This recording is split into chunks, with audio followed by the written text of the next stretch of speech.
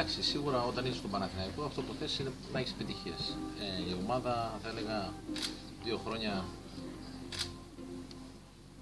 έδωσε ευκαιρίες σε πολλά νέα παιδιά, ορίμασε, έφτιαξε, δημιούργησε ένα κορμό που είναι σημαντικό με αρκετούς νέους παίχτες και Έλληνες παίχτες, παιδιά από την Ακαδημία, αλλά και παιδιά που ο Καρέλης, ο Κλωναρές που δεν είχαν βρει το δρόμο τους κάπου αλλού. Και το σημαντικό είναι ότι η ομάδα τουλάχιστον έκτισε ένα κορμό και απέκτησε μια φιλοσοφία και μια νοοτροπία να μπορεί να παίζει ποδόσφαιρο, αλλά να παίζει σωστό ποδόσφαιρο. Να προσπαθεί να παίξει σωστό ποδόσφαιρο.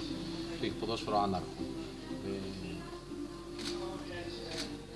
Αυτό που βλέπω εγώ τουλάχιστον από τα παιδιά, σίγουρα σαν ομάδα έχουμε οριμάσει. Και αυτό που τους είπα ότι πολλά από τα παιδιά πλέον τώρα δεν είναι νέοι. Γιατί όταν ξεκινήσαμε ήταν πιτσιρίκια. Ήταν νέοι, δεν είχαν εμπειρίες. Στην Ελλάδα δεν είναι μαθημένοι γενικά η νοοτροπία να δέχεται τόσα πολλά νέα παιδιά μέσα στην πρώτη ομάδα.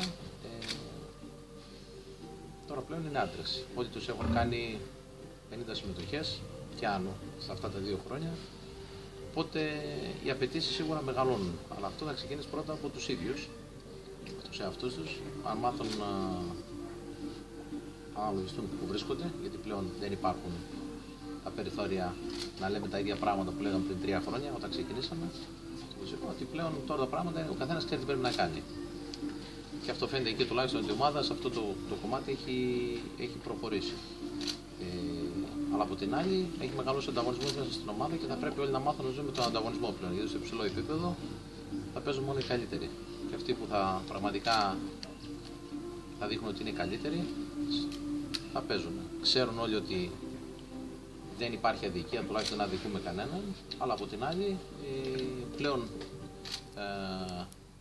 η ανοχή σε κάποια πράγματα, σε κάποια λάθη πλέον θα περιοριστεί και θα είναι ελάχιστη. Γιατί οι απαιτήσεις μεγαλώνουν, όπως και εμείς έχουμε απαιτήσει από τους εαυτούς μας, έτσι πρέπει και οι διπέκτες να έχουν απαιτήσει από τους εαυτούς τους για την ομάδα. Αλλά όλοι έχουν αντιληφθεί ότι τα πράγματα έχουν αλλάξει φέτος και ότι είναι έτοιμοι, τουλάχιστον αυτό δείχνουν στην προπόνηση και αυτό δηλώνουν ότι είναι έτοιμοι φέτος για το επόμενο βήμα.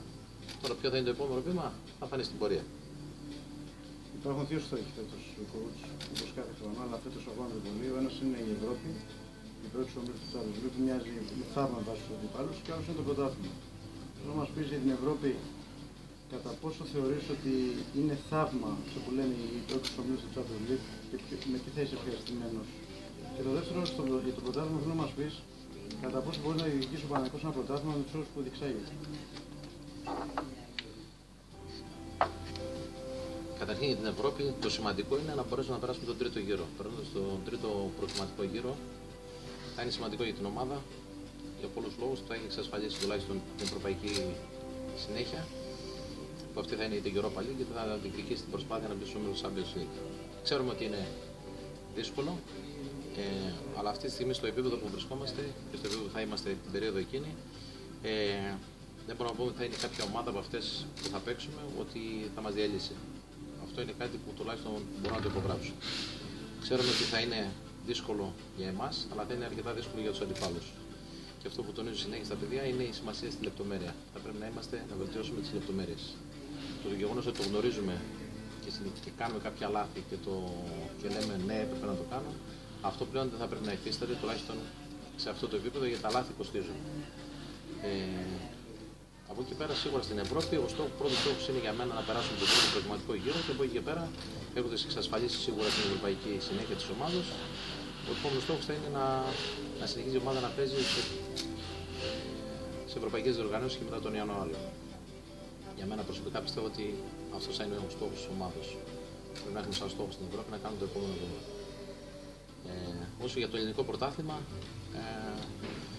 θα είναι πολύ πιο δυνατό φέτος. Έχουν δυναμώσει κάποιες ομάδες, λιγότερα 4 παιχνίδια λιγότερα. Ανέβηκε η ΑΕΚ και ο Ηρακλής, 2 παραδοσιακά ιστορικές ομάδες και λογικά δυνατές μέσα στο γήπεδο. Θα είναι πιο δύσκολο για όλους, αλλά για μας το σημαντικό είναι να παραμείνουμε συγκεντρωμένοι σε αυτό που κάνουμε, γιατί όσο και να θέλουμε να παίξουμε ποδόσφαιρο, είναι πολλές φορές κάνουμε το μυαλό μας στο παιχνίδι από διάφορα άλλα πράγματα. Πρέπει να μείνουμε συγκεντρωμένοι Και πιστεύω ότι όταν είμαστε συγκεντρωμένοι μπορούμε να αντιμετωπίσουμε τον οποιοδήποτε αντίπαλο. Τώρα για τα άλλα τα παρασκηνιακά δεν θα ήθελα να μιλήσω για αυτό, γιατί νομίζω το ξέρετε. Προτιμάω να μιλήσω για ποδόσφαιρο, αλλά όσο το παιχνίδι θα παίζει επίσης ώρες στο γήπεδο, νομίζω ότι έχουμε πολλές πιθανότητες να διεκδικήσουμε κάτι καλύτερο φέτος. Coach, κάθε χρονιά χτίζεται πάνω στην επόμενη που θέλει. Μπαίνει βάση για κάτι καλύτερο. Φέτος τι είναι αυτό που θέλετε να βάλετε ως αλλατό επίπεδο στο παιχνίδι του Παναθηναϊκού σε σχέση με την περασμένη σεζόν, καθώς έχει αναβαθμίσει την ποιοτικά και ομάδα, τι προσπαθείτε να περάσετε στους ποδοσφαιριστές? Με την ίδια φιλοσοφία πάντα του άξονα.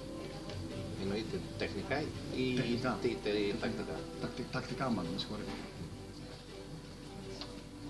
Τακτικά έχει να κάνει πιο πολύ με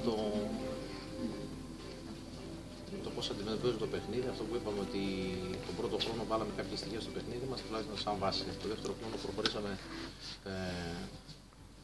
βελτιωτικά, προσπαθήσαμε να βάλουμε, γιατί στον πρώτο χρόνο είχαμε αρκετή ενέργεια, ταχύτητα, αλλά δεν είχαμε τη σκέψη. Τη χρονιά μας πέρασε προσπαθήσαμε να βάλουμε πιο πολύ σκέψη στο παιχνίδι μας, να είμαστε πιο όριμοι και να αντιμετωπίζουμε το παιχνίδι διαφορετικά.